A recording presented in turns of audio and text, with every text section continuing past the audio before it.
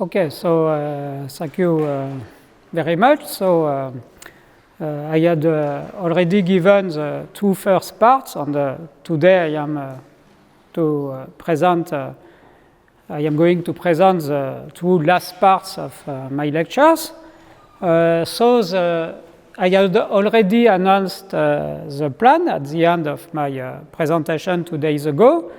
And so first, I will come back on the problem of generation of topologies and provability. So 2 days ago, I had mentioned the very important consequence of a theorem which had been proved by Olivia, which tells that probability in first-order geometric logic is equivalent, constructively equivalent, to the general problem of generation of Grothendieck topologies. So this means that this problem of generation of Grothendieck topologies on arbitrary small categories is both extremely important and in general extremely difficult. In fact, so difficult that in general it cannot be solved just because the general problem of provability in first-order geometric logic is not decidable in general. Okay? But this constructive equivalence is nevertheless extremely interesting because it transforms, in some sense, it transforms or it embeds logic into topology, which is a very different way to think about problems. And maybe at some point I shall make the comment that I have the impression that for us as human beings, our natural way of thinking is more of topological type than of logical type. In fact, we are able to make deductions.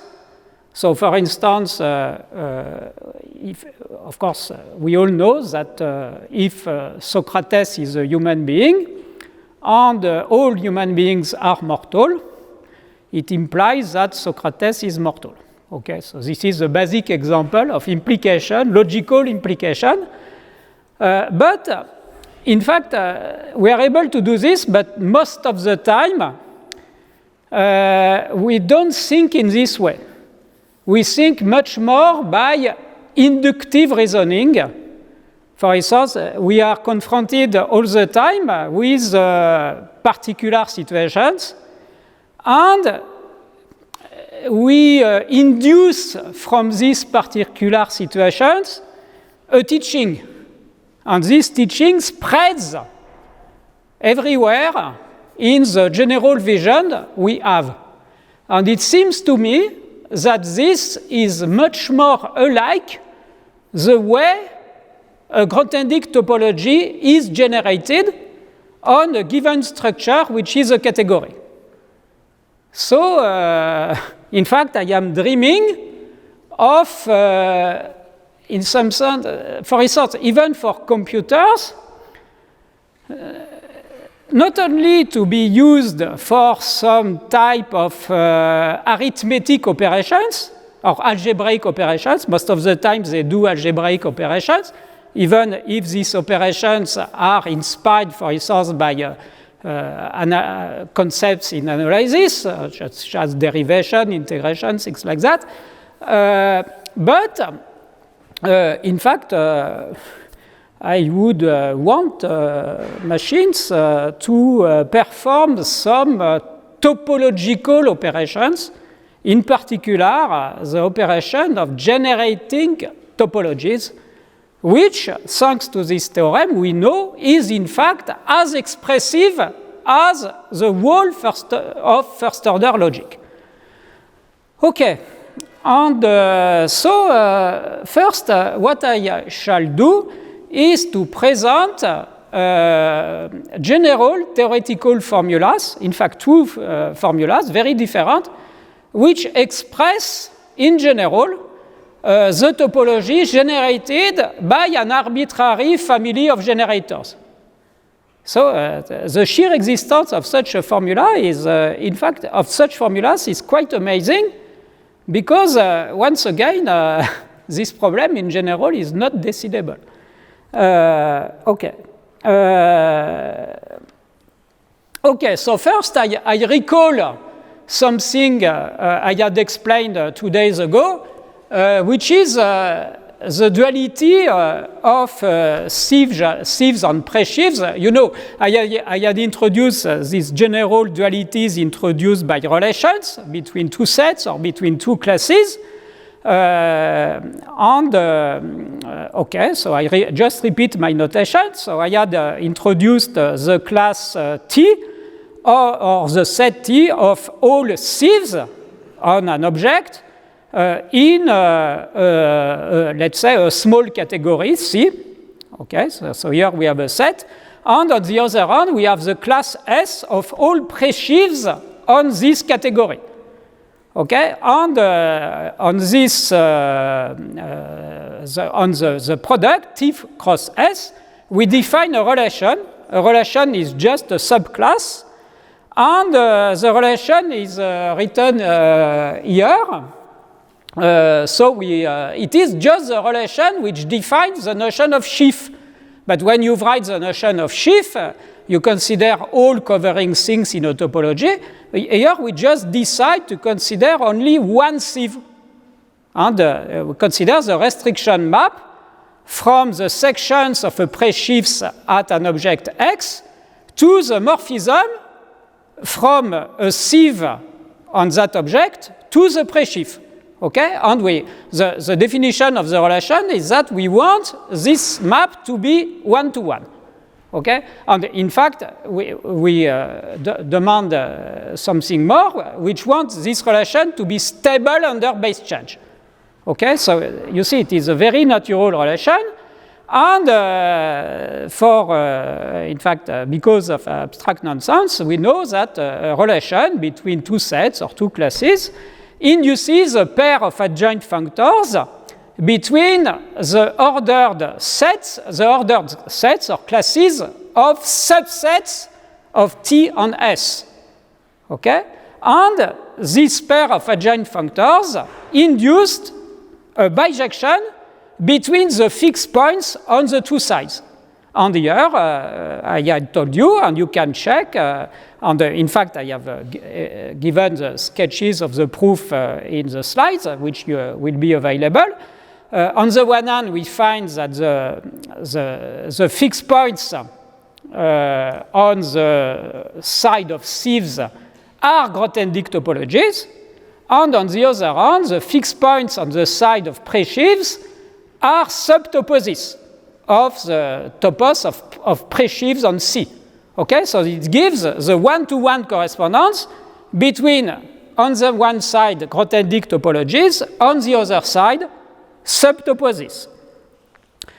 Then I had introduced also 2 days ago another duality defined exactly in the same way between the same class or set of sieves on the small category C on the one hand, and on the other hand I have replaced S with the class S prime of monomorphism of presheaves.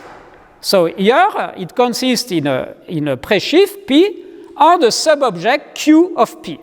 Okay? And so by now I have T and S prime, and we introduce another natural relation on T cross S prime. So it consists in pairs consisting in a sieve and a subpresheaf of a presheaf, verifying the following properties. So we said that they are related when a section of the presheaf P at the object X belongs to Q if its restrictions to all morphism of the sieve C belong to Q. Okay, so if it belongs to Q locally relatively to the pre-sieve C, then it belongs to Q. So we ask this property, and once again, we just stabilize this property by allowing arbitrary base change. Okay, so this defines the relation. This relation, as all relations, define a pair of adjoint functors, and we know, because of abstract nonsense, that this induces a one-to-one map between the fixed points on one side and the fixed points on the other side. So on one side, what we find is once again Grothendieck topologies, and on the other side, it is the notion of closedness properties for in the class of sub-presheaves of sheaves on the category C. So last time I had given the definition of closedness properties. So here on this page it is the second definition. The first definition is just a reminder of the definition of a Grothendieck topology. And the second definition is a definition of a closedness property. So isomorphism have to belong to such a property. They have to verify such a property. It has to be stable under pullbacks. It has to be stable under arbitrary intersection, which implies that for any sub-presheaf Q of a presheaf P, there is a smallest sub-presheaf Q bar of Q, which verifies the property relatively to P and which contains Q. Okay, it can be called the closure of Q relatively to our property. And so the last axiom we require is this construction associating to any sub-presheaf Q its closure Q bar, this construction to be stable under base change. Okay? So when we have a property which verifies these four axioms, we call that a closedness property. And so the conclusion of the identification of fixed points on both sides is that closedness properties correspond exactly to Grothendieck topologies.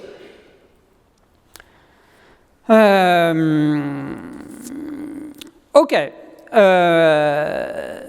So we are talking about a sieve. So a sieve is defined abstractly as a family of morphism to an object X which is stable under right composition, or equivalently it is a sub-presheaf of the presheaf represented by an object X of the underlying category.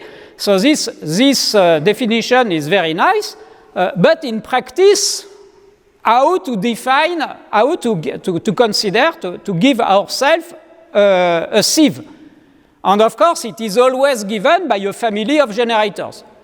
So what we do is that we consider a family of morphism to an object X, and this family of morphism generates a sieve, which is just a family of morphism which factorize through at least one element in the family. So in practice, a sieve is always given by such a family. Such a family can be called a pre-sieve. So a pre-sieve is just a collection, a family of morphism from arbitrary sources to the target X. So any pre-sieve generates a sieve, and of course, any sieve is generated by many pre-sieves. So then, if we have a Grothendieck topology J, or more generally, just a family of sieves which is stable under pullbacks, under all morphism, so we call that just a stable family. So for such a J, we shall say that a pre-sieve is J covering, if and only if its generated sieve contains some element in the family.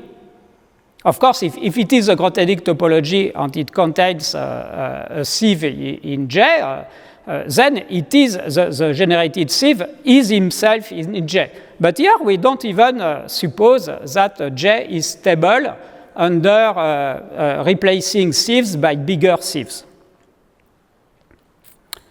Okay, so by now we are beginning to, I am going to explain the process for generating a topology starting from a family of sieves, or concretely a family of presieves, which we will declare covering, and we want to know how to construct concretely the Grothendieck topology, the smallest Grothendieck topology, for which all of them are covering. So first there is an obvious lemma, which is the fact that if you start from an arbitrary family of sieves, you have a very simple formula to make it stable. You just consider all pullbacks of the elements of your family under all morphism in the category. So, of course, this formula is very easy to write. In practice, it is easier said than done. But at least we have a formula. Okay? Here there is one quantifier. You have to quantify over all possible sources, x prime, and all, no, excuse me, you want to know what it is at x. So for that, you have to consider all possible morphisms from a given object x to an arbitrary object y, and you pull back what you have at y along this morphism. Okay. Okay, so then from the family J we started with, we deduce the smallest stable family which contains it, which is given by this formula, and we call it JS. Okay? Of course, we have that J is contained in JS, and JS is contained in the Grothendieck topology J bar generated by J. Okay? And we can remember from the dualities I recalled in the first two slides that these three families of sieves, I mean J, JS, and J bar, all define the same subtopos and the same closedness property. Once again, it is pure abstract nonsense because you have these pairs of adjoint functors. Okay. So this means that if we consider a subpresheaf Q of a presheaf P, we can call it indifferently J closed or JS closed or J bar closed. And this property is verified if and only if the formula in the line -2 is verified. So remember that the relation we have defined was made stable under base change. So this means that in order to write it, in fact, the most simple way is to write it in reference to the family JS, the family deduced from J by stabilization. Okay, so here the formula becomes very simple, and this formula defines the closedness property defined by J, JS, or J bar. Okay, and on the other hand, of course, this family J induces a notion of GS covering presieve.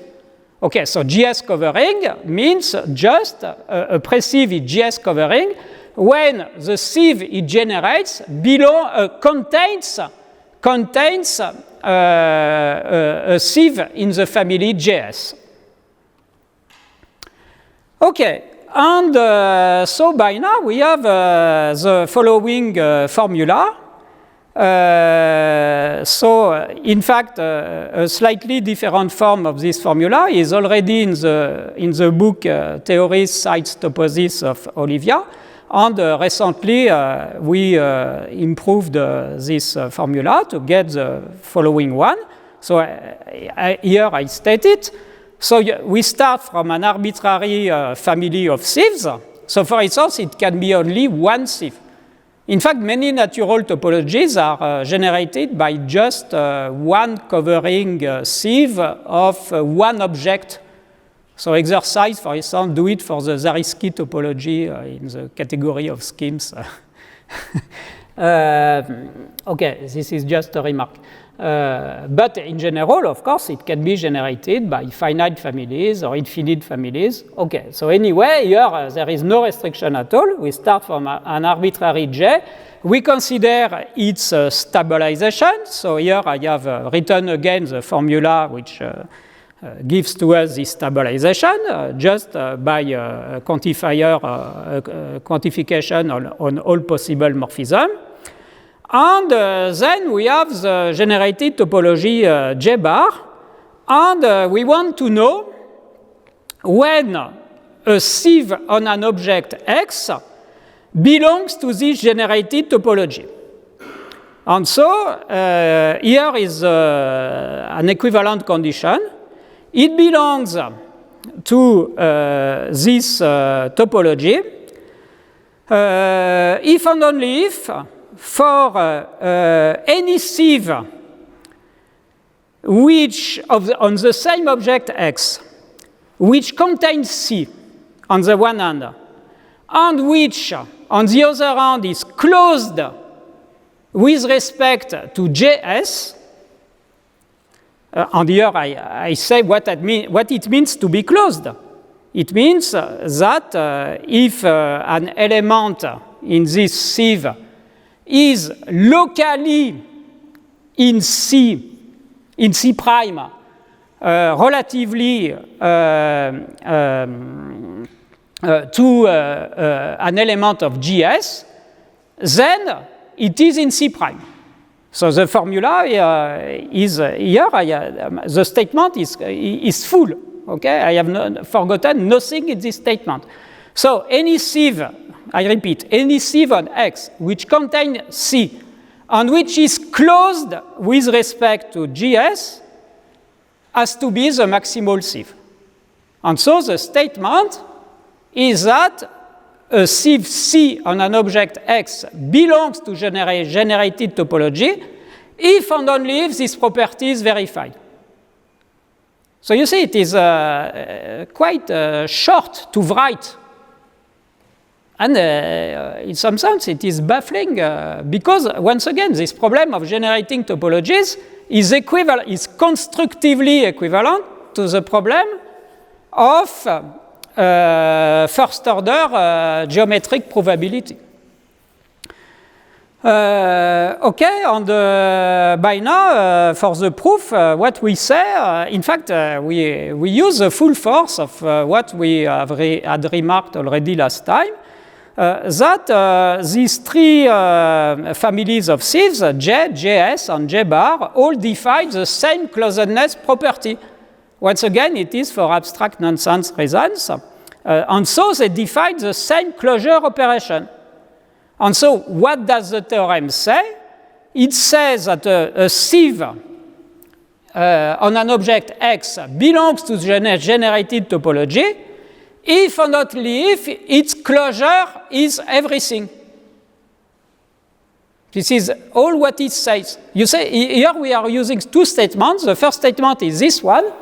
And the second statement is that to be closed with respect to J bar is the same thing as to be closed with respect to JS.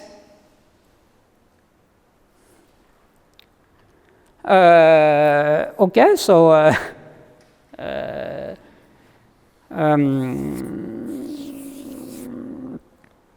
okay, we just use these facts, and you see, when we are talking about Grothendieck topologies, the fact that a sieve is covering if and only if its closure is everything, it is a basic result of topos theory. So here, you see, the ingredient is really that JS and J define the same closure operation. And this is because of the general abstract nonsense duality I have explained last time.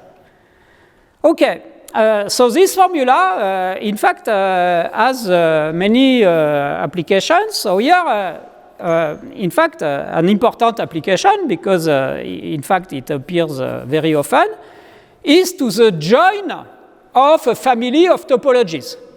So consider an arbitrary family of Grothendieck topologies on a category. Okay, so I denote them JK. It may be finite or infinite. And we want to consider their join. So, of course, what we can do is for any x to consider the union of all the jk of x. But if we do the pointwise union like that, of course, we know it will not be a topology. Okay, we associate to any x the union of all the jk of x. But then, so this union, this pointwise union is not a Grothendieck topology, but we immediately remark that it is stable under base change. It does not respect transitivity, of course, but it respects stability. Okay, so this means that, in fact, we don't need to stabilize this family. It is already stable. And so we can apply directly the statement of the previous theorem. And by now we know that a sieve is covering for the generated topology if and only if any sieve C prime which contains this sieve and which is closed with respect to the union of these topologies is a maximal sieve. But what does it mean to be closed with respect to this union? It just means to be closed with respect to each topology in the family. So here, in this way, we get a very simple statement. So a sieve is covering for the topology generated by a family of topologies if and only if the only sieve which contains it and which is closed with respect to each topology in the family is a maximal sieve.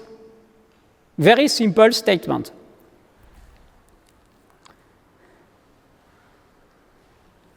And this is, as in fact, quite interesting application, which is to the construction of products of toposes. So here is the theorem. We consider a finite family of small categories, C1, C2, Cn, endowed with topology J1, J2, Gn. And we consider the product category. Okay, so the objects are just families of objects, x1, x2, xn, and the morphism are families of morphism. So extremely simple. And on this product category, each topology Ji induces a topology. Okay, this is, you see, you take a covering family for some index I, and you just multiply it by the identity at all other factors. So it defines a topology on the product category. And by now we have, you see, a family of n topologies on the product category C1 cross C2 cross Cn. So we have a family of n topologies. We can consider their join. And their join is just given by the formula on the previous page. We have that a sieve on an object x1, x2, xn is covering for the joint topology if and only if the only sieve which contains it and which is closed with respect to each one of the n topologies is the maximal sieve. Okay? And then we have that, in fact, this topology on C1 cross C2 cross Cn, the topology generated by G1 cross G2 cross Cn, of course, defines a topos. And this topos is none other than it is a product of all toposes associated to the sites C1, J1, Cn, Gn in the true category of toposes. So it is a very simple way to construct products of toposes. Okay? So in order to prove this theorem, you need the previous corollary plus another proposition, which is an exercise, an interesting exercise. I think you can find it in particular in the book of MacLean and Mordyke. It is the fact that if we consider two small categories, C and D, the topos of presheaves on the product category, C cross D, is a product of the two toposes of presheaves on C and D. So please do it as an exercise. But once you know this fact on the previous corollary, you deduce this theorem. Okay, and here there is a particular case of that, which is also good to know. It can even be an exercise, but not, in fact, a difficult exercise for students. It is the following. You see, of course, we know that for any topological space, there is an associated site. So the category consists in open subsets of X, and the topology is given by the usual notion of covering. And so we can associate in this way, of course, to any topological space a topos of set-valued sheaves on this category endowed with this topology. So this defines a functor from the category of topological spaces to the category of toposes. And so, in particular, if we consider topological spaces x1, xn, we have a natural morphism from the topos associated to the product topological space, x1 cross xn, to the product of the toposes associated to the different factors. And we may wonder when this morphism of toposes is an equivalence. Okay, so good question. So here there is a proposition which is that this is an isomorphism at least if all factors except possibly one are locally compact topological spaces. So once again, it is a good exercise for students studying topology. Okay? So you can prove this.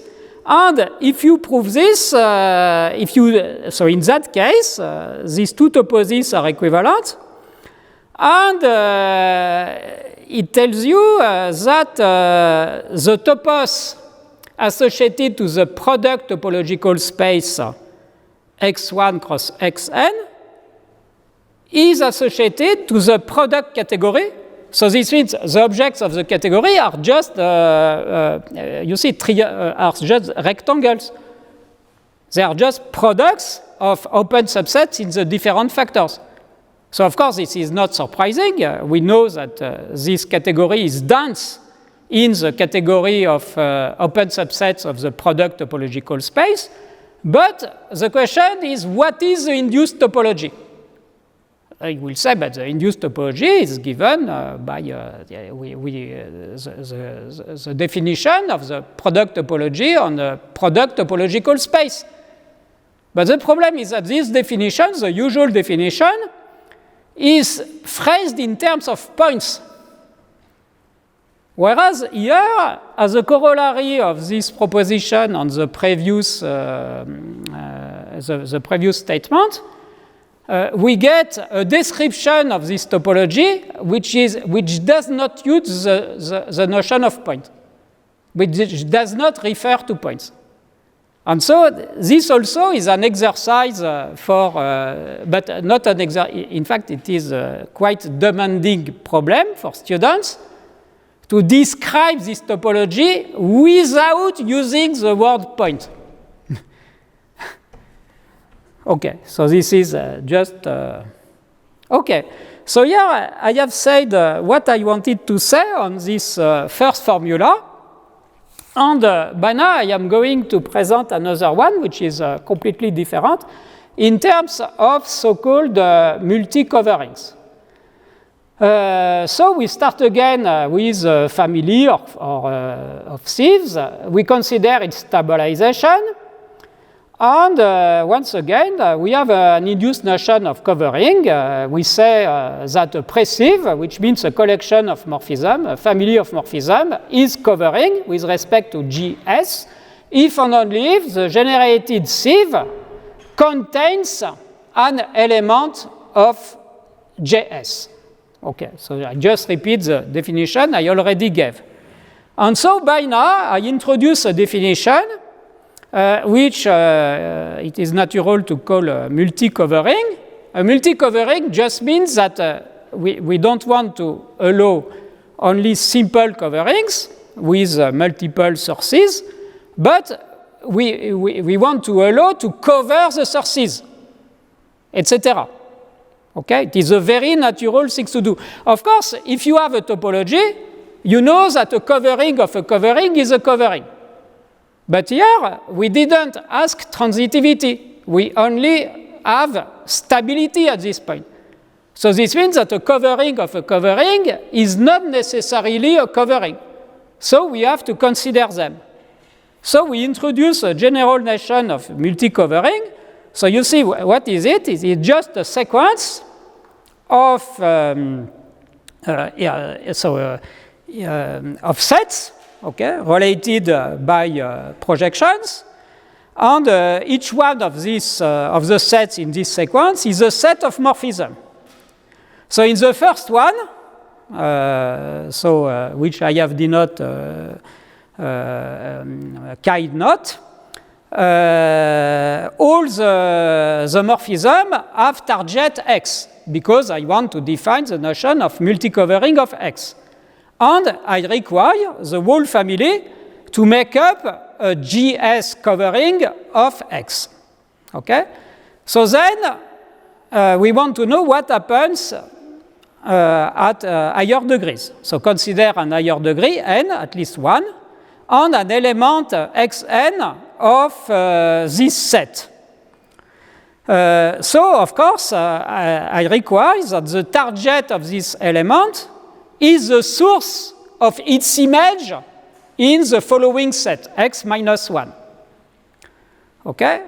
But then, when I consider an element in x minus 1, I can look at the fiber over this element. All the elements in the previous set, xn, whose image are these elements.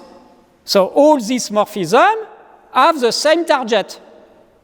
And what I require is that this fiber either is empty, because I want to allow the multi-covering to stop. So either it is empty, or it makes up a GS covering. Okay? So you see, you add ladder after ladder, and at each point, either you decide to stop, or you allow to replace the source of the morphism you are considering by a GS covering. But I want to put a condition, which is a condition on this tree. Of course, all of this makes up a tree. I want this tree to be well-ordered. So in other words, I require this tree to contain no infinite sequence. Okay, so you see, if I start from x, ILO, I can replace X by a covering with a family of sources, which may be finite or infinite. Okay, and then I said that I can replace any of these sources by a covering, and so on. But I can also decide to stop. Okay, and so in the definition of multi-covering, I require that it is not possible to go up infinitely. Of course, it doesn't mean that this sequence is finite. Because what does it mean? It means that all the branches are finite, but there is no bound on the length of the branches. Okay? So this is what I call a multi-covering. And so we have, by now, we can state the following theorem. In fact, this theorem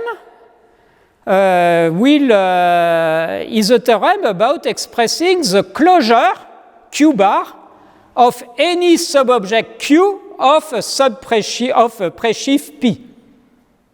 Okay? So consider an arbitrary presheaf P, an arbitrary subobject Q, and we know that we can associate to that a smallest subobject of P containing Q, which is closed with respect to JS. And of course, we would want to have a formula for this closure. And here we have one. We have that an element of P at an object X, an element P belongs to this closure if and only if there is a multi-covering of this object X such that the following properties are verified.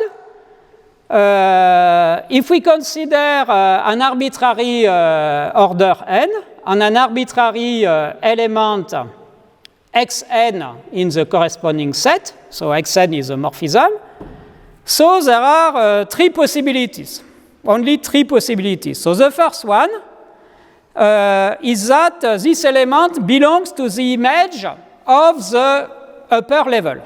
So this means that the tree does not stop at this element. There is something above the element. The second possibility is that the empty sieve on the source of this element is covering for JS. So here it is an important remark. It's the definition of Grothendieck topologies. Of course, it is allowed for some objects to admit as covering the empty sieve. So we have to allow this possibility. So this is the second possibility, that the empty sieve on the source of this element xn is JS covering. Okay, so this means that the empty family belongs to JS. The last possibility is that if you consider this element xn on its image at the lower level, on the image of its image, and so on. So in this way, you have n images. So you have xn, x image xn minus 1, its image, and so on, up to x naught. Okay, so this is a family of morphism, and for each one of them, its target is the source of the subfollowing one. So you can compose them. And here, what you require is that if we consider this composite, it transforms the element P into an element of Q. Okay? So if you are always in one of these possibilities,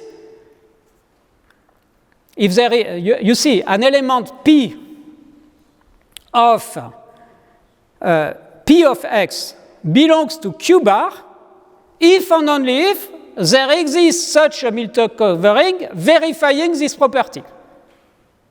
which means concretely a multi-covering which allows to transform the element P after pullbacks by all the branches into elements of Q. So very natural definition. And so the theorem is that this is the formula for the closure of Q. Okay, so here is the slides which you will have, which will be on the website of the conference, on the summer school. You will have these slides, and so you have to verify. The proof is it is not trivial. It is not very difficult either. Okay, and okay, so you get this formula, and then of course there is a corollary because remember that we have said that a sieve is covering for the generated topology if and only if its closure is the whole thing, the presheaf associated to the object X you are considering. So you just write out what it means, and it means the statement in this corollary. So this corollary is just a particular case of the previous theorem. And this is, in this way, you get another formula for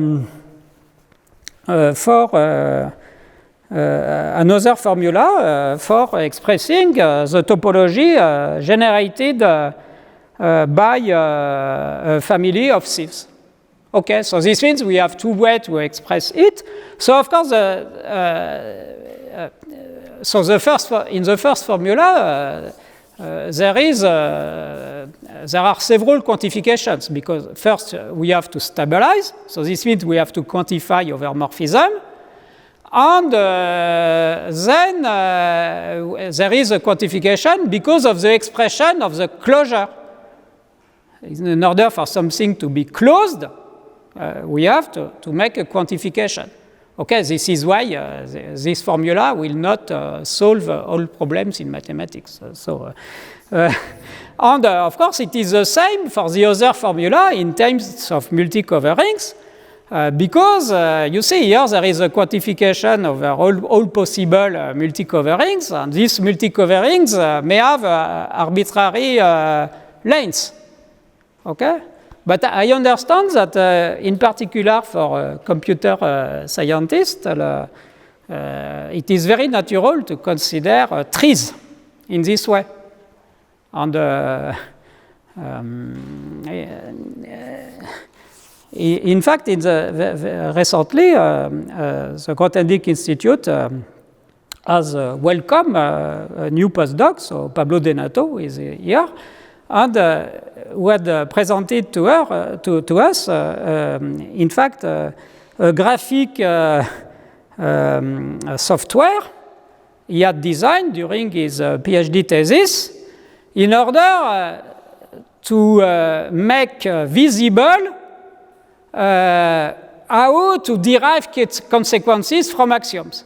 And so it was really a graphic software.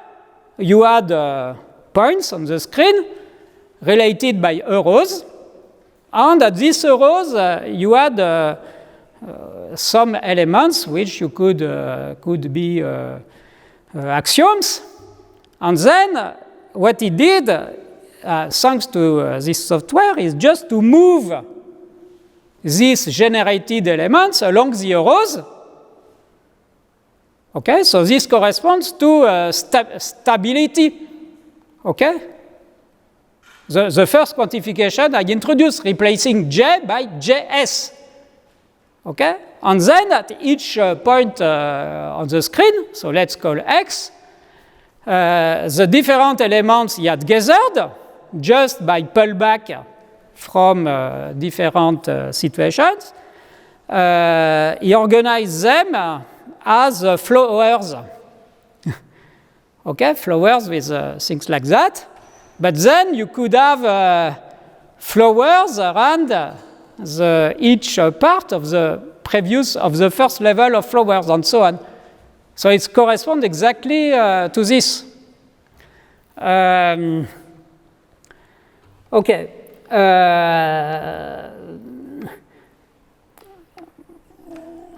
Okay. Another. So. Here, maybe I can make a little more philosophical comment. So I want to comment again on the difference between deduction and induction. Deductive reasoning, deriving consequences, and inductive reasoning. You just learn particular information, you just look at something, and your mind deduces from that consequences which may spread. And it seems to me that Grothendieck topologies generation provides a model for that. Because, you see, as soon as you introduce a new information, the new information takes the form of a new cover. For instance, you already have a topology, and you add just an extra covering somewhere. Then this will spread along existing arrows. And once it has spread, it is just the first step, because then you will be able to construct from that multi-coverings. So there is a double process, first stabilization, and then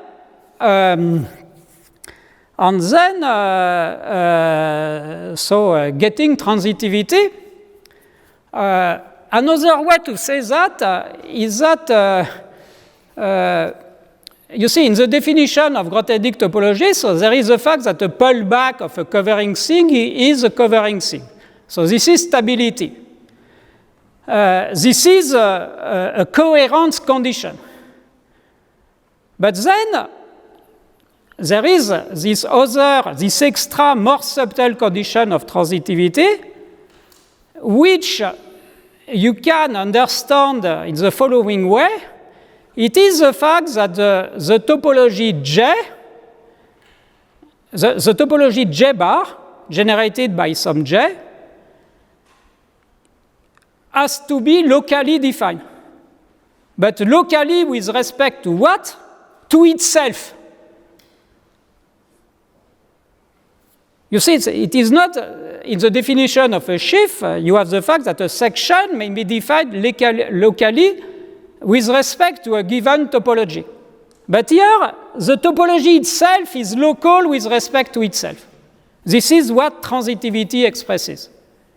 And this is a very subtle condition. It allows this is why, starting from a simple covering thing, you can generate a very important, very rich topology.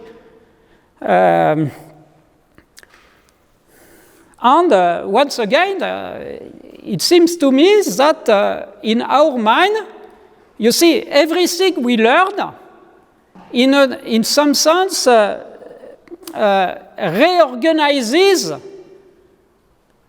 our mind. And in fact, I am dreaming, or we are dreaming, about machine implementation of that, which we think would mimic much more how our mind works. You see, if you think, for instance, about the present state of AI, there are these very incredibly efficient algorithms, for instance, for large language models and so on. But this is, you see, this is essentially arithmetic operations, and they have to be trained by huge data. But our mind does not need huge data. It is able to learn from very particular instances. For instance, a child sees 3 cats, and he is able to recognize from that all cats. Whereas a machine needs to be trained by 1 million images of cats. You see the difference.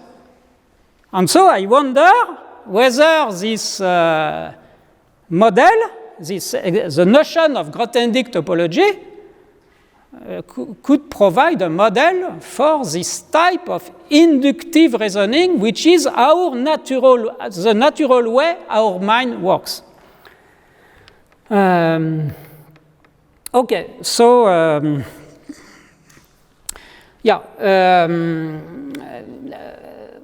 so what I want to do now is to explain more concretely how to transform logical questions of probability, into topological questions, which means questions of generation of Grothendieck topologies.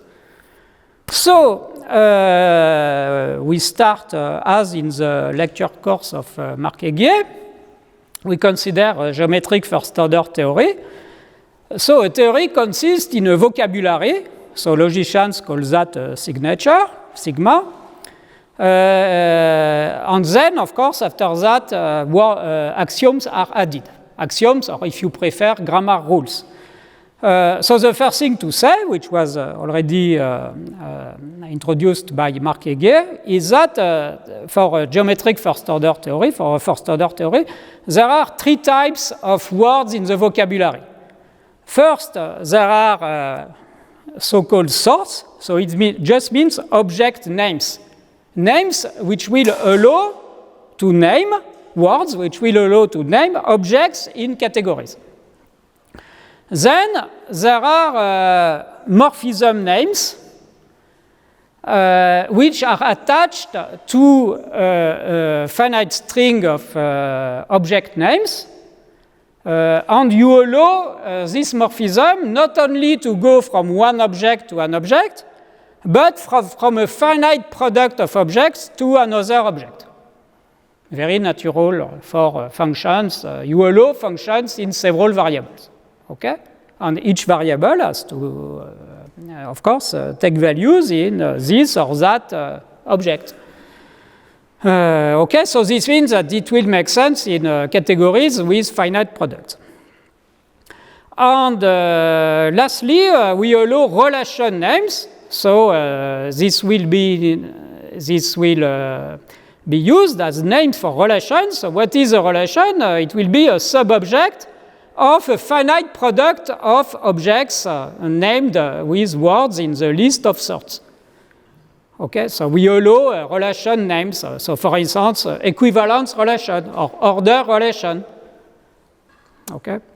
And then, of course, here I have reminded how this will be interpreted in order to form models of such a theory. So the object names will be used to name objects. Morphism names will be used to name morphism.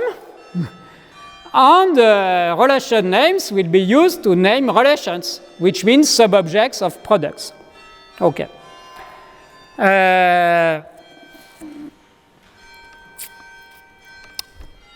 Okay, so then there is, of course, these are the basic elements, but in order to define geometric logic, we allow formulas in the variables.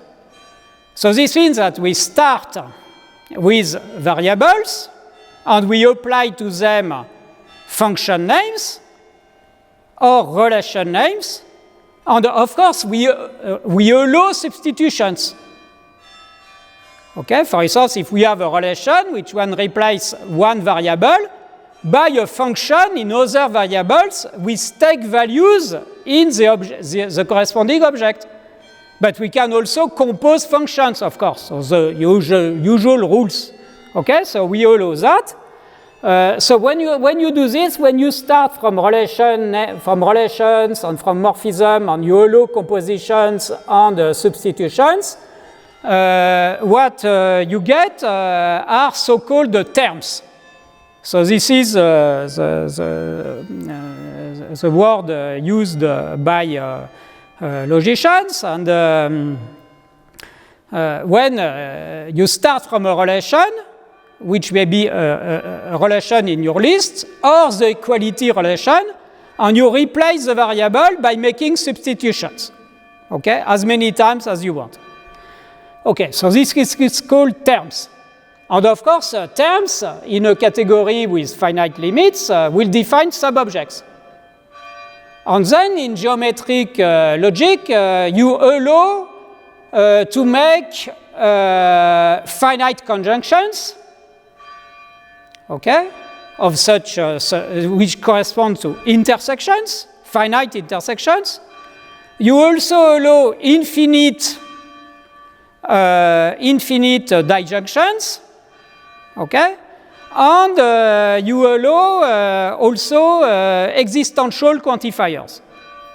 So, okay, but what you don't allow in geometric logic are negations of formulas, and you don't allow either universal quantifications, this symbol.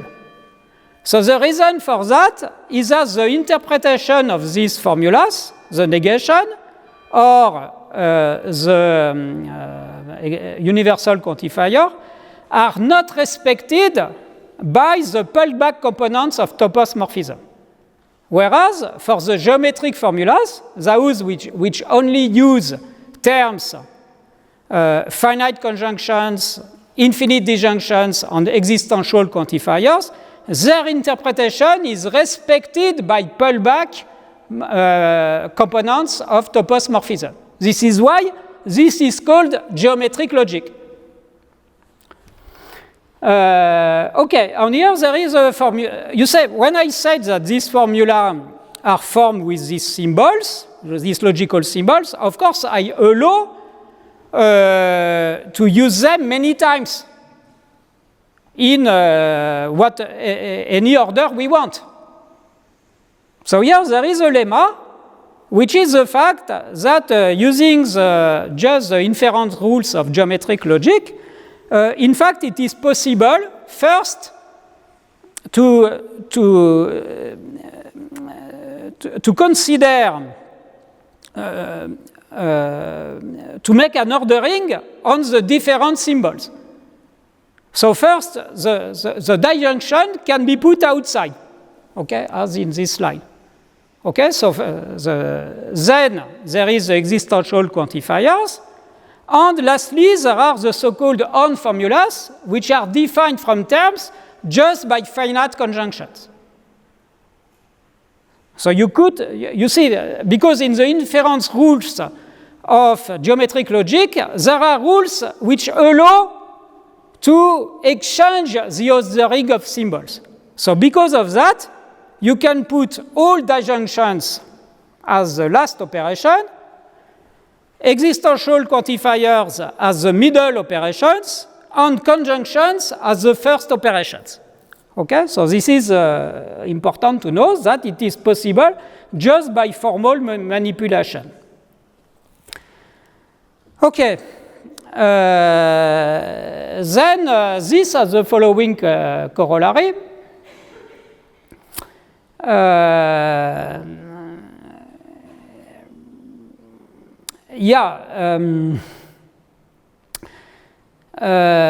So you consider an arbitrary geometric first-order theory in an arbitrary vocabulary sigma. So a theory is defined by a vocabulary and a family of axioms.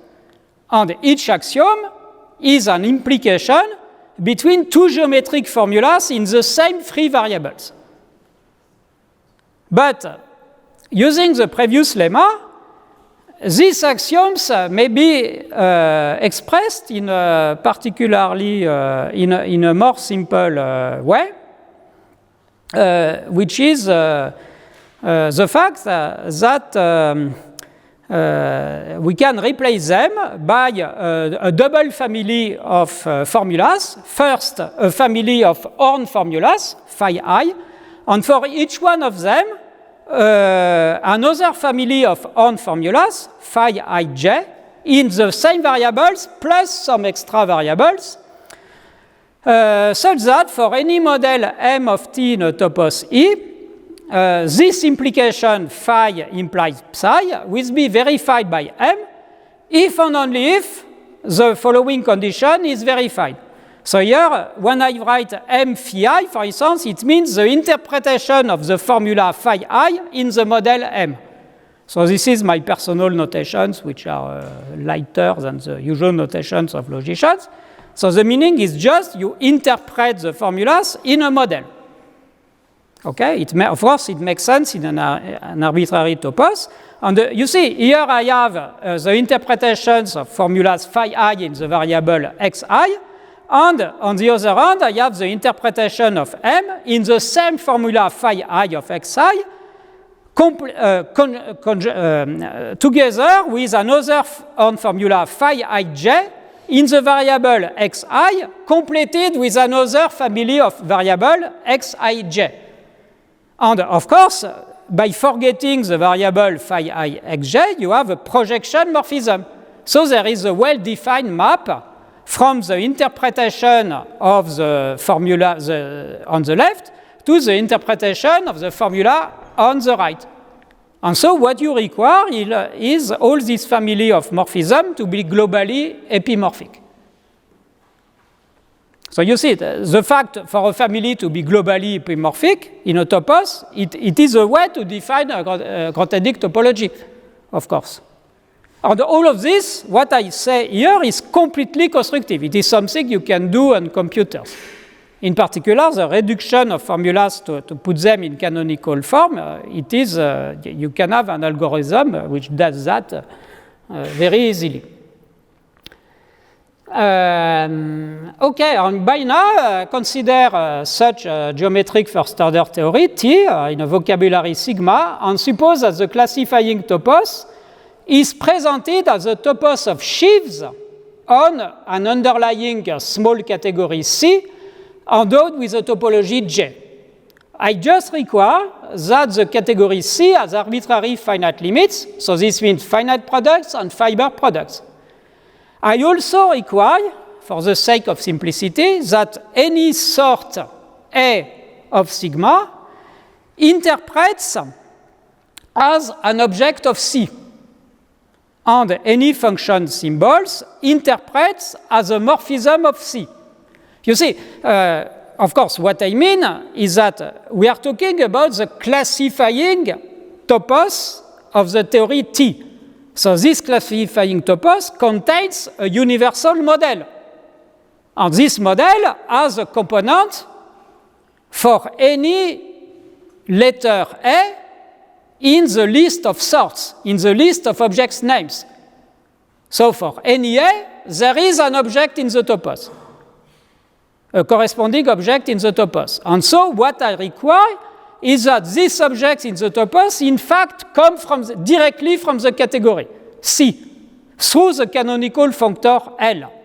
I remind you that the canonical functor from C to the topos is just the composite of the Yoneda functor composed with the sheafification functor. Okay, so I just require that the components of the model all come from the underlying category.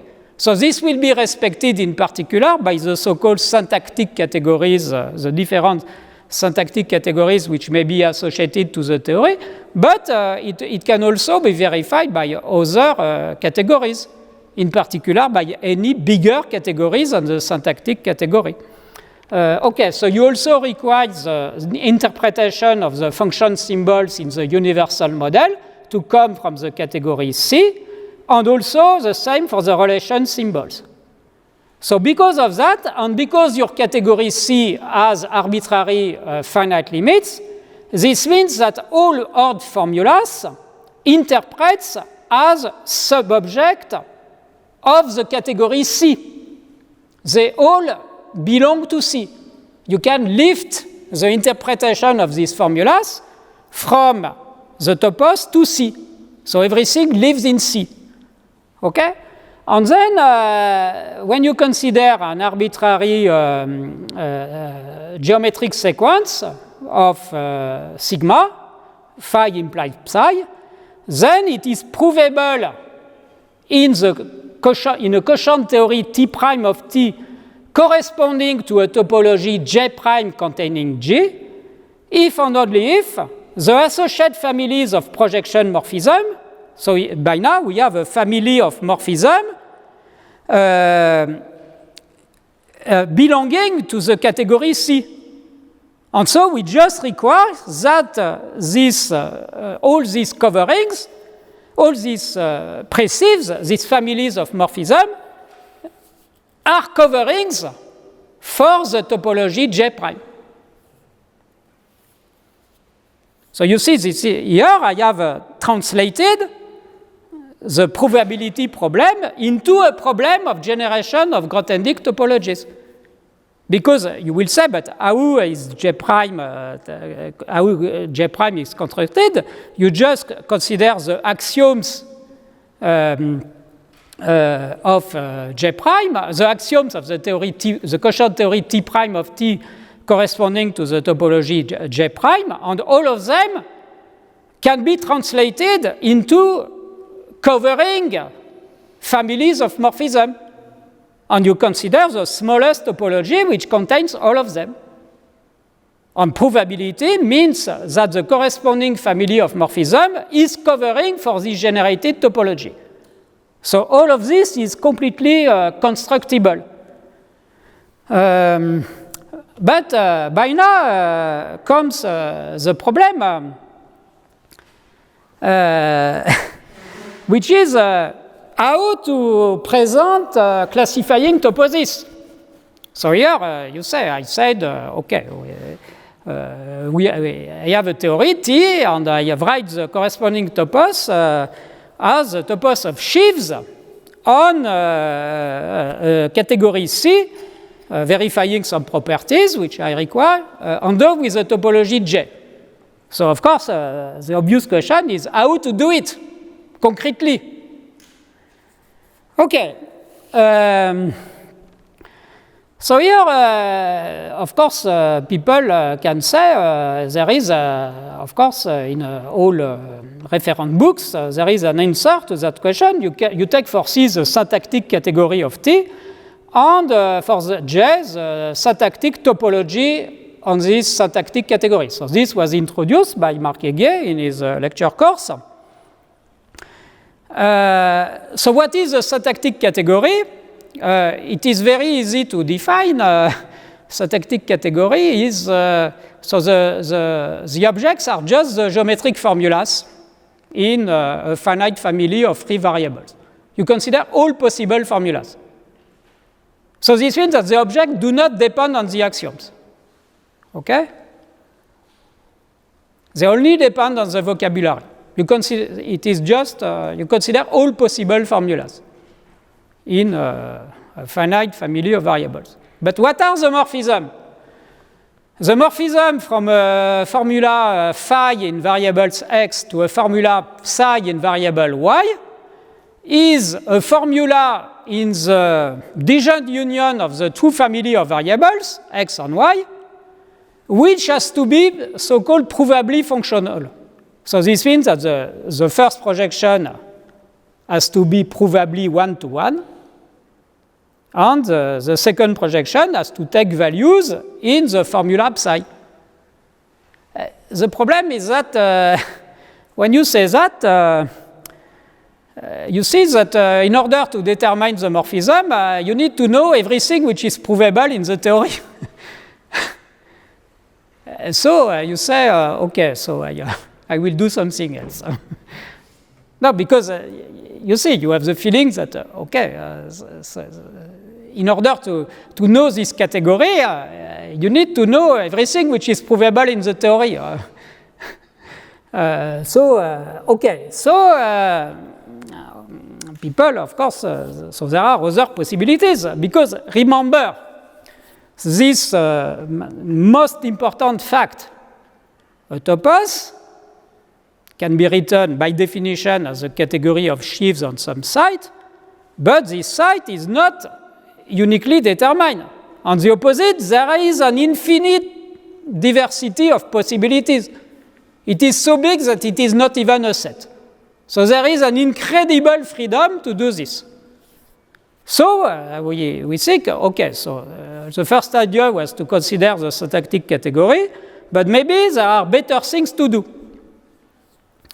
So the second idea is to write T as the quotient of a theory T naught in the same vocabulary. So what is, here I already used the word quotient theory, which was, so what is a quotient theory of a theory T naught? It is a theory written in the same vocabulary, but with extra axioms. You just add axioms. So for instance, the theory of commutative rings is a quotient theory of the theory of rings. You just added the axiom of commutativity. Okay? So we all the time we write, we organize theories, the theories we know in this way. In mathematics, what do? We introduce elements of vocabulary and we introduce axioms. Okay? So when the vocabulary is fixed, but we just add axioms, this is called forming a quotient theory. Okay, so by now, what you can do is to start from the syntax, in such a situation, you start from the syntactic category of T naught, which could be simpler than the syntactic category of C, and you take on this syntactic category, C T naught, the topology generated by the syntactic topology of corresponding to T naught, completed with the covering families associated with the extra axioms of T. And there are many ways to do this in general, because when you have a theory, in general, there are many ways to write it as a quotient of other theories. So this already it gives a lot of flexibility. You can even do something even more general, which is to replace T by another geometric first-order theory in a different vocabulary. So let's call it T prime, but which is syntactically equivalent to the previous one. So this means that the syntactic categories are the same. And in fact, so for instance, there is a paper of Olivia, together with her former PhD advisor, Johnston, where she wanted to compute something for the classifying topos of the theory of fields. And of course, you will think that the theory of fields is a quotient of the theory of rings. Okay.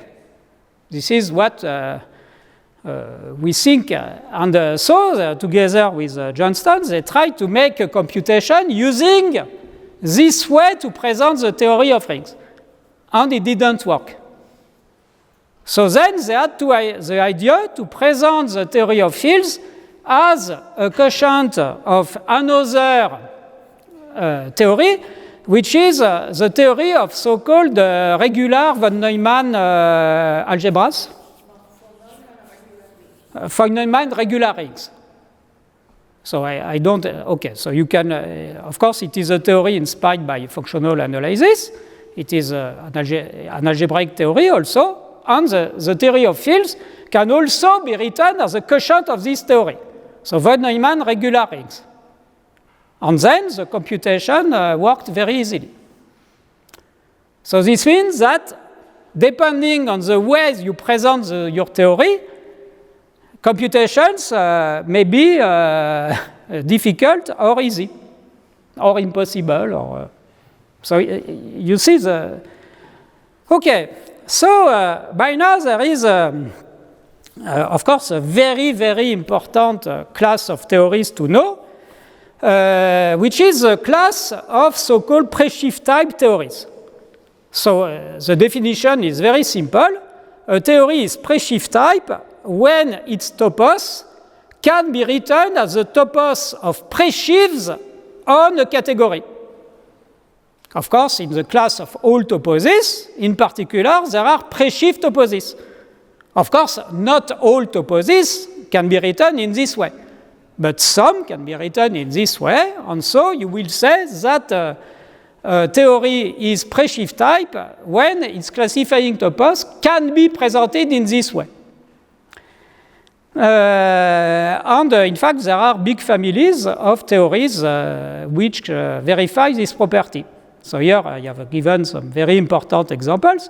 First, so-called empty theories. So what is an empty theory? It is a theory consisting in just a vocabulary, no axioms. It is possible. For instance, you know such theories. For instance, the theory of oriented diagrams. You just have, what does it consist in? You have objects and arrows plus two morphisms which allow to associate to any arrow its source and its target. No axiom. Okay? And anyway, anytime you have a theory which consists in a vocabulary together with axioms, you can forget the axioms. So this means that any theory can be written as a quotient of a theory consisting only in a vocabulary. And so here you have the property that any theory without axioms is preshift type. Also, any Cartesian theory is preshift type. So an example of a very important example of Cartesian theory is the theory of categories. And in particular, algebraic theories are preshift type. For instance, the theory of rings is preshift type. The theory of groups is preshift type. And in fact, we are all used to general properties of algebraic theories. So, for instance, when you have an object of a model of an algebraic theory, you are able to define it in terms of generators and relations. So, in fact, what can be proved is that all theories of preshift types share the same type of properties, which are, in fact, the properties we are used to in the context of algebraic theories. But here,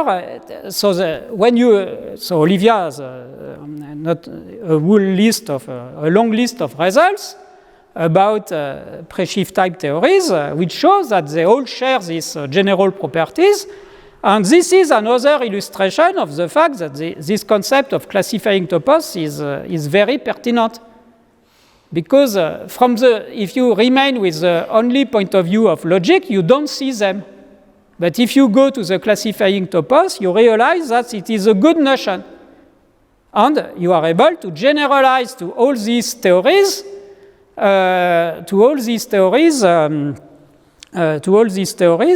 the same type of properties which you are used to in the context of algebraic theories. And in fact, you know very well some examples of theories of preshift types. So the most striking one maybe is the theory of intervals. You see, the theory of totally ordered structures with a minimal element, a smallest element, a biggest element. Okay, so this is the theory of intervals. Of course, it is not an algebraic theory, but it is of preshift type. And you may say, what is the classifying topos? The classifying topos is very well known. It is a simplicial topos. It is a topos of simplicial sets. So this means that the points of this topos, in the sense of topos theory, are intervals. So in particular, you know very well an interval, which is the interval 0, 1. So this means that 0, 1 can be interpreted as a point of this topos. So what does it mean? It means that 0,1 allows to transform any simply Scholl set into an object in a way which is compatible both with arbitrary colimits and with finite limits. What is this object? It is a geometric realization of the simply Scholl set. Okay, so this is... Okay, and then there is the following theorem. For any preshift type theory, in fact, we can write not only by definition, its classifying topos is a topos of presheaves on the category on some category C, but in fact, C can be made explicit. And in fact, there are two ways to make it explicit: a syntactic way, which means a logical expression, and a semantic way in terms of models. So here I have written the two ways. First, you consider the full subcategory of the syntactic category in irreducible objects. So when is an object irreducible? It is irreducible when its only covering is a trivial covering. Okay, so you consider just the objects, the formulas which verify this property. They define a full subcategory of the syntactic category, and in fact, the classifying topos of this theory identified with the topos of presheaves on this syntactic category. So, okay, so you see, okay, this is a beautiful theorem, but how to make it workable? So there is another expression, a semantic expression, which is that you can take for C the opposite category of the category of set-valued models of the theory which are finitely presentable. So for instance, you consider the theory of rings, and you wonder what is its classifying topos. Its classifying topos is a topos of presheaves on the opposite category of finitely presented rings. So this means just the category of finitely presentable fine rings, fine schemes. So then, when you realize that, you say, no, so this is also it is out of reach. Because think about this category of, for instance, of finitely presentable rings. So we understand very well what are objects. But what are the morphisms? The morphism between a finitely presentable ring to another finitely presentable ring. To know this morphism is to know to solve all algebraic equations.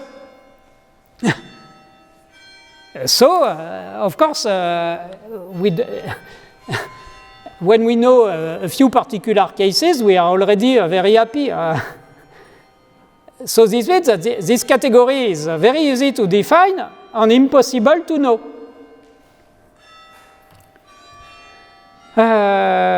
Okay, so here I had written the case of Cartesian theories. So in part it corresponds to algebra.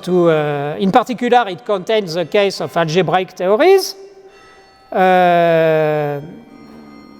Okay, so here, in fact, it happens that the category of the part of the syntactic category on the irreducible objects, in fact, identifies with the so-called syntactic Cartesian theory. So, okay, so this means that there is a formula, but once again, you see this formula in practice cannot allow to know the theory, because, for instance, in the case of rings, we don't know this category. Okay? So, here we can despair a little, except that we can have the following idea, which is following, which says that, you see, for instance, in algebraic theories, we don't have relation symbols. We have, of course, names of objects, so-called sorts, and names of functions, of function symbols, names of morphism, but no names, there are no relations.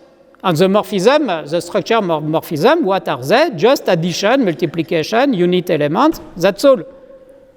So it seems very easy just to have morphism. The problem is that, as I already said, in fact, it is already too complicated. The problem is that morphism can be composed, and it gives a lot of complication. So here we may remember something, which is that when we have a morphism, we can consider it as a particular type of relation.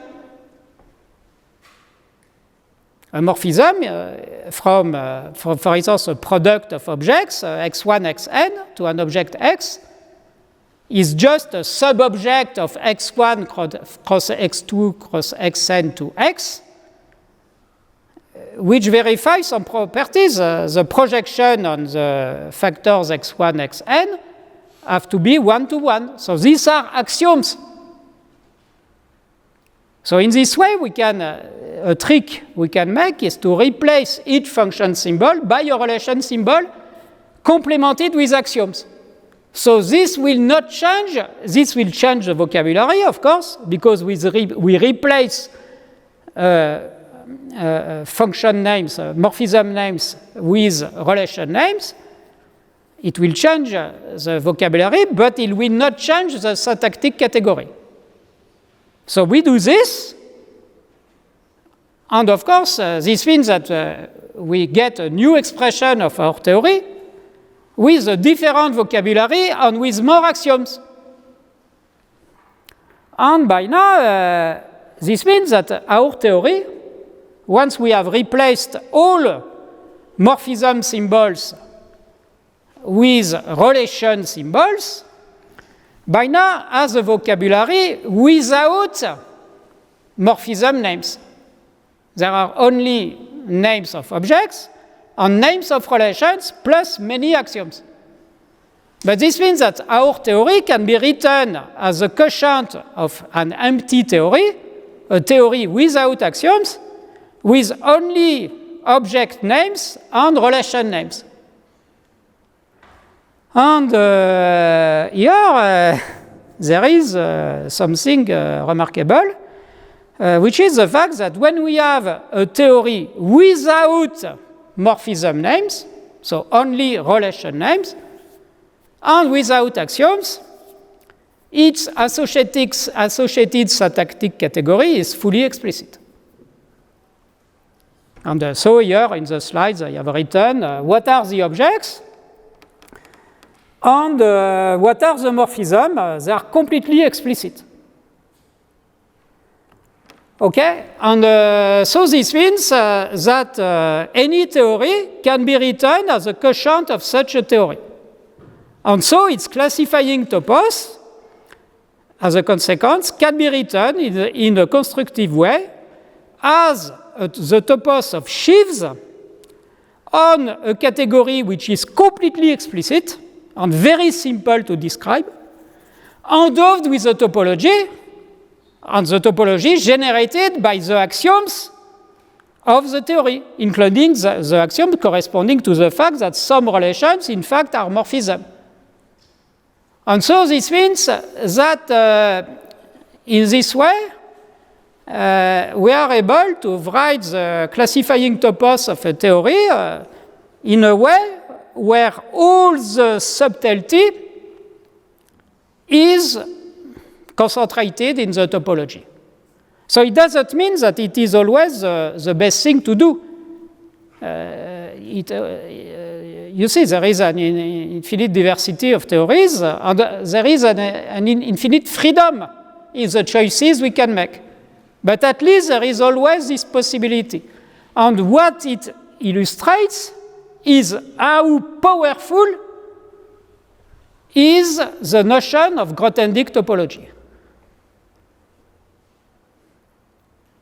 Because, you see, it is in order to encapsulate all the semantic content of all possible first-order theories, it is enough to consider very simple, completely explicit categories and Grothendieck topologies on them. Okay, so I have already finished my time. So in principle, there was a fourth part, so I don't have time to do it. But you will have the slides. The first part was, I had already mentioned, I had already presented the plan 2 days ago. So the last part was the geometric. It was about the natural operations on subtoposes. And once again, to know subtoposes of a topos E, presented as a topos of sheaves on a category C endowed with a topology J, correspond exactly to topologies J prime on C, which contain J. Okay, so this means that there is a perfect one-to-one map between subtoposes and topologies. And concretely, what you can do is to work with topologies and their generators concretely. Okay, and then, of course, as soon as we talk about subtoposes, there are very natural operations on them. There are the operations of intersection, reunion, union, difference, always well defined. There is the fact that the union with the given subtopos respects arbitrary intersections. And as a consequence, the intersection with a given subtopos respect finite unions, but not arbitrary unions in general. So then, if you have a morphism from a topos to another topos, there is an induced push-forward map on subtoposes and a pullback map on subtoposes. And they are adjoint. The push-forward map respects arbitrary images, and the pullback map respects arbitrary intersections. And then in this fourth chapter, in fact, I had given a proof, which in fact is not at all straightforward. It is a real result. That the pullback map associated to an arbitrary morphism respects finite union of subtoposes. And this is a real result because if you look concretely at what it means to pull back subtoposes by a morphism, it is a process of generating a topology. And the union of toposes corresponds to intersection of topologies. So the fact that the generating process for topologies is compatible with finite intersections is a real result. Okay? And so not only it is true, but there is a very large and important class of topos morphisms, so-called locally connected topos morphism. Of course, the vocabulary comes from topology. So in the case of locally connected topos morphism, not only the pullback map respects finite unions, but it respects arbitrary unions. So this means that it has an adjoint on the other side. And the adjoint on the other side corresponds to the geometric realization of the logical symbol of universal quantification along the fibers. Okay, so this, if you are interested, you will find that in the slides I had prepared for part 4. But I see, so eventually I did not have time to do this. I only had time to talk about provability as a problem of generating topologies, and the problem of presenting classifying toposes as topos of sheaves with the flexibility you have and the ideas you may have to do this. And this, I think, is a very important theme. So I have presented some theoretical results. So there were results from Olivia, also recent results, which are joint results of Olivia and me. But I don't think at all that this is the end of the theory, neither on the theoretical side nor on the implementation side. And in fact, I am particularly fascinated by the possible implementations of this process of generating Grothendieck topologies. So once again, in my idea, it is, maybe I'm wrong, but it seems to me that it provides some mathematical model, of course with limitations, but nevertheless, for inductive thinking, not deductive. Okay, so thank you very much.